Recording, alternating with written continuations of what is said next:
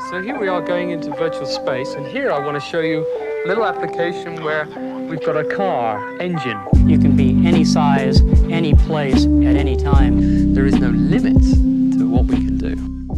Hello everyone, welcome back to VR News, where we look into what the future holds for the community and the world. October will be a crazy month for VR games, coming out left and right, and of course the Quest 2 will start shipping on the 13th of October. I personally will be buying the Quest 2 in a store so that I don't have to wait longer than the folks who bought it online, and I will get it the day they start selling. Now, if you remember Star Wars SquadRons trailer released back in June 15th of this year, and oh my, do a lot of players remember, well, the game finally came out and people say it's a blast to play. The game works both on a PC and a VR headset. There's multiple game modes you can play, like Dogfight, which is a 5v5 battle with respawns, and the objective is to get as much kills as possible for your team. Fleet battles, which is more on the competitive side, with your team figuring out a plan and using that to push the front line towards the enemy side. The final goal of this game mode is destroying the flagship just like a Star Destroyer. I will personally be hopping on the bandwagon and playing this game and seeing if I enjoy it or not. There's also a campaign mode where you get to follow a storyline and people say that it's great. Now here's something that was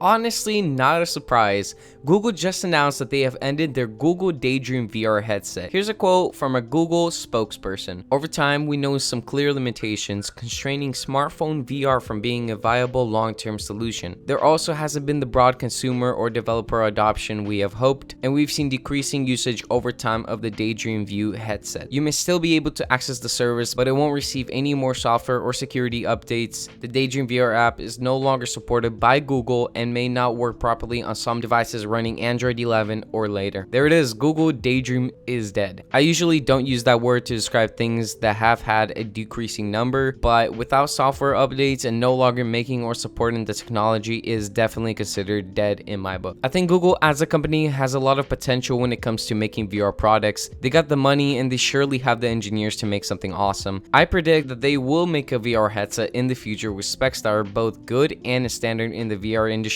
They definitely have some type of plan because VR isn't going anywhere and there is a lot of money to make in this area. Alright, now here's some news regarding Microsoft's Flight Simulator, which some of you know have recently said that they are implementing VR into it. Well, here it is. They have finally started to let players sign up to test their simulator. It's in a closed beta at the moment, and although this is some good news because it's one of the best simulators, there's a catch to this. Microsoft requires you to have at least a NVIDIA GeForce GTX 1080 or better, as well as having 16 gigabytes of system memory. Doesn't sound that bad, but it's a rip for the ones with the 1070 or lower. But wait, there's more. You also need to own the game, sign an NDA, which recording videos or taking pictures of the game is illegal, and lastly, the biggest one of them, all you need to own is a Windows mixed reality headset. I don't think Microsoft gets what they just did there. They have just cut their player base in half, maybe even more. Now, regarding the requirement for having a beefy computer, they really mean it.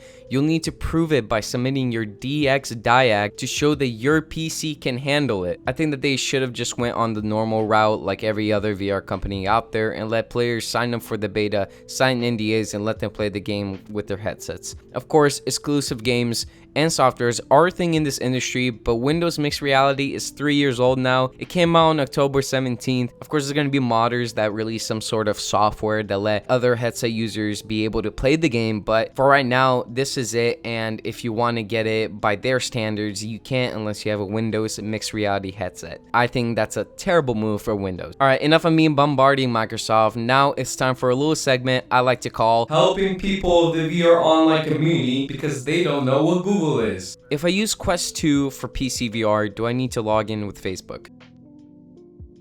Now, if you guys remember, I talked about HP Reverb G2 and the possible Omnicept edition that was leaked. Well, it's real and is just what we thought. The top of the headset has a heartbeat tracker, which I don't think is very necessary. And as we thought, cameras on the bottom to calculate and record your facial expressions onto a game. It has sensors near the lenses to read your pupil size and where you are looking at, so basically eye tracking. And the rest, we already knew from the specs page on the official HP website. I think having two versions of the headset is a good idea for anyone who doesn't want to pay extra for those extra functions and yet still have an awesome experience with an awesome resolution, and FOV of course. Two of these headsets look great, and I can't wait to see what they do with all this face and eye tracking features. The future is coming quick, and we are getting closer to living in a Ready Player One universe. But that is it for me, guys. If you guys enjoyed, please be sure to smack that like button down below, and don't forget to subscribe if you're new to this channel, and I'll see you all next week. Peace out. That when you experience it, it's something that, people come out of the system and say, wow, that's unreal.